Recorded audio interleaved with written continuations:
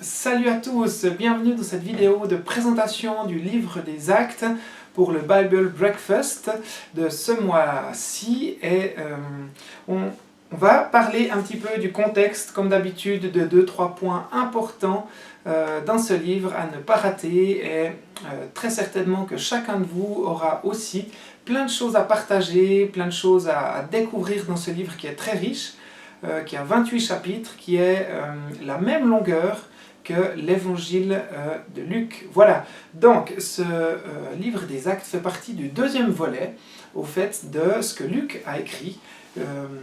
Luc a écrit un premier livre, au fait, qu'on appelle l'évangile de Luc, qui est, au fait, la vie de Jésus. Et ça, c'est la suite. C'est Jésus-Christ qui agit au travers de ses disciples par la puissance de son esprit. Et c'est vraiment ce qui résume le livre des Actes. Je pense qu'un des versets phares, c'est Acte 1, 8, qu'on va lire ensemble. « Mais vous allez recevoir une force, celle de l'Esprit Saint, qui descendra sur vous. Alors, vous serez mes témoins à Jérusalem, dans toute la Judée et la Samarie, et jusqu'au bout du monde. » Voilà ce que Jésus dit à ses disciples avant de partir, et il leur promet que lui, il part, mais que son esprit va venir, et que c'est ça, au fait, qui va les rendre capables d'être témoins de Jésus dans le monde romain dans lequel ils sont. Voilà, et ça veut dire que pour nous, aujourd'hui, en tant que croyants, c'est la même chose. C'est par l'Esprit Saint qu'on reçoit cette vie nouvelle en Jésus, et on reçoit en même temps la capacité d'être enfant de Dieu, d'être témoin de Jésus, tout simplement. Dans ce qu'on reçoit, dans ce qu'on comprend de Dieu, on peut le partager. On a cette conviction qu'on sait qu'on est enfant de Dieu, qu'on est aimé de Dieu, et ça change notre perspective. C'est vrai, sur cette terre, on sait que pour l'éternité, on sera avec Jésus, même après la mort. Et ça change tout, notre façon d'aborder dans ce monde.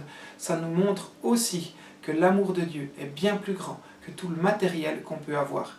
Et on va le voir tout au long de Actes, que cet évangile, au fait, cette bonne nouvelle, que Jésus-Christ est venu pour nous sauver, que Jésus-Christ est venu pour nous réconcilier avec Dieu, que cette bonne nouvelle ne va pas toujours être bien perçue. On voit au tout début que c'est vraiment, il y a une forte action de l'Esprit Saint sur les disciples. Ils reçoivent à la Pentecôte quelque chose de fabuleux. On voit qu'ils parlent plein de langues différentes. Ça nous montre que l'Esprit Saint a déjà cette capacité à nous rendre audibles pour les gens, à nous donner un langage qui soit adapté aux personnes autour de nous. Et puis on voit déjà que l'Évangile, que l'Esprit Saint, que la puissance de Jésus est faite pour être partagée peut-être à des gens qui ne comprennent pas notre langue. Et il y a déjà quelque chose de missionnaire dans cet Évangile des Actes au tout début. Alors on va voir que ces apôtres, ils vont rester bien basés à Jérusalem. On va passer du judaïsme, on est ancré dans le judaïsme, encore dans cette histoire biblique. On est vraiment dans la charnière entre le judaïsme et, on va dire, le christianisme, et ses disciples, à la suite de Jésus, vont vivre ce changement-là. Même la communauté des disciples de Jésus va changer complètement. Au départ, c'était une majorité de juifs, et à la fin, ça va être une majorité de non-juifs qui va être inclus dans le peuple de Dieu, et c'était le projet de Dieu depuis Moïse, et enfin, cette parole, elle se réalise. Voilà. Alors, ce qu'on voit aussi, c'est que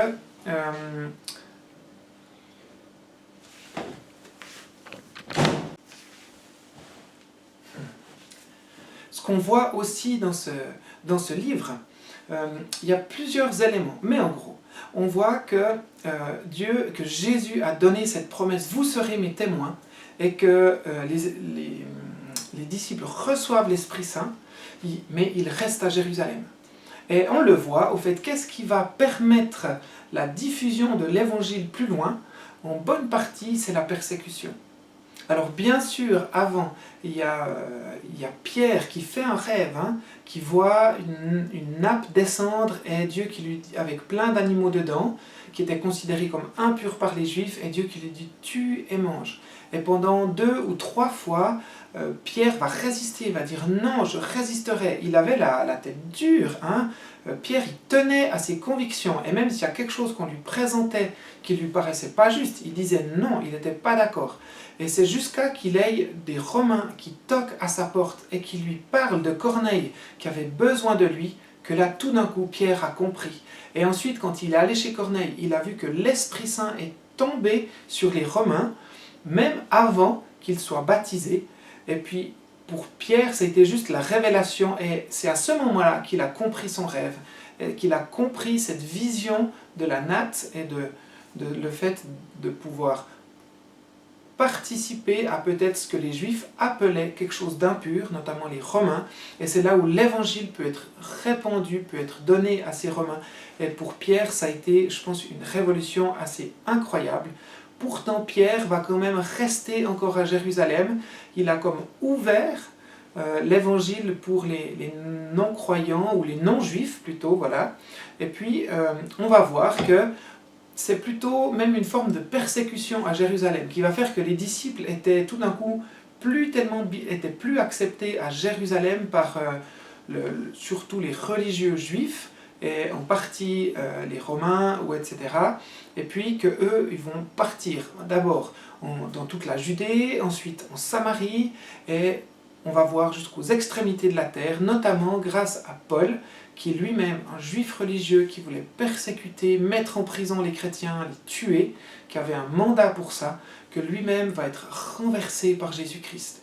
Et on va voir comment Jésus va lui enlever ses écailles de ses yeux, et tout d'un coup il va comprendre la réalité de l'Évangile et la vie de résurrection en Jésus. Et Paul va être tellement bouleversé qu'il va partir à peu près 14 ans en Arabie et ensuite venir. Ça, c'est quelque chose qu'on lit dans la lettre aux Galates, qu'on ne voit pas forcément dans Actes. Mais il y a toute une partie dans Actes où Paul part, s'en va, et ensuite il revient vers les apôtres pour vérifier que l'évangile qu'il a compris, qu'il a reçu de Jésus, c'est le bon. Et il y a ce temps-là où c'est validé, où les apôtres valident ce que Paul vit, et l'envoie plus loin, et Paul va ensuite être basé dans l'église de Antioche. Donc Antioche, c'est un peu plus au nord d'Israël, et depuis là, tout d'un coup, l'Esprit va parler dans cette église, et Paul et Barnabas vont être envoyés par l'église pour annoncer la bonne nouvelle de Jésus dans le reste du monde. Alors ils vont faire 3 voyages successivement dans tout le monde grec à l'époque, donc environ la Turquie, la Grèce, et Paul va aller jusqu'à Rome aussi à la fin de sa vie, notamment quand il est emprisonné.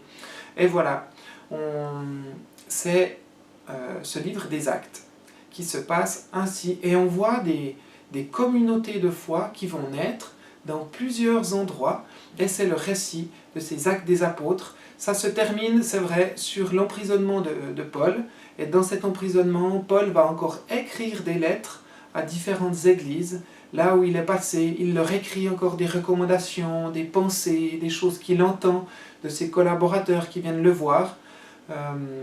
Voilà. Et puis, c'est vraiment ce début de la communauté de Jésus-Christ qui démarre, la communauté des disciples de Jésus, de ce peuple de Dieu qui continue d'être ensemble et de partager qui est Dieu aujourd'hui sur la terre. Et on peut dire qu'aujourd'hui, nous on vit Acte 29 et suivant, et que oui, c'est la même chose pour nous aujourd'hui, de recevoir l'Esprit Saint et de partager ce qu'on a reçu. Et il y a toujours cette double action dans la vie chrétienne qui est de comprendre le message de Christ et de le vivre, de le recevoir par le Saint-Esprit en nous, de recevoir cette capacité d'être enfant de Dieu et de partager cet amour de Dieu autour de nous.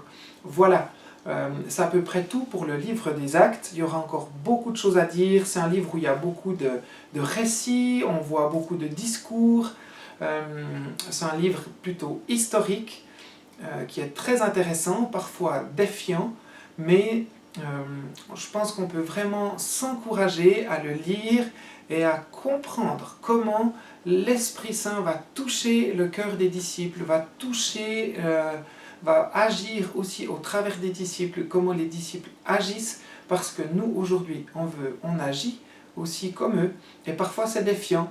On va voir que dans notre société, on n'est pas toujours aimé, et parfois on est apprécié en tant que chrétien, des gens se tournent vers Jésus, découvrent l'évangile avec joie, et parfois c'est pas du tout le cas. Et c'est là où on a besoin que Dieu puisse nous encourager, puisse nous parler encore de qui il est. Et ce livre des Actes, ben oui, ça nous montre plein de choses. Voilà.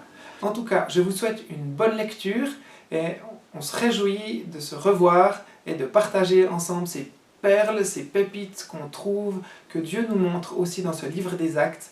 Allez, bonne lecture et à bientôt!